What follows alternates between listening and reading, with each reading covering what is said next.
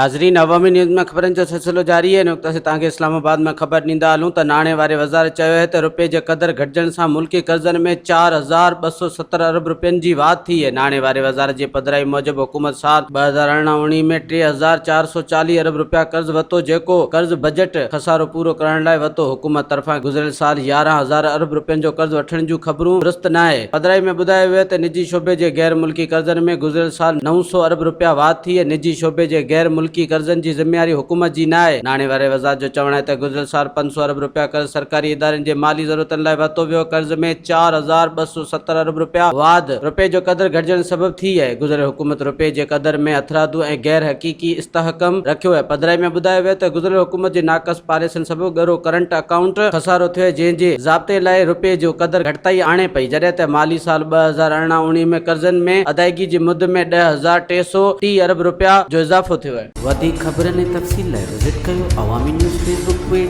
YouTube page ऐं अवामी news website.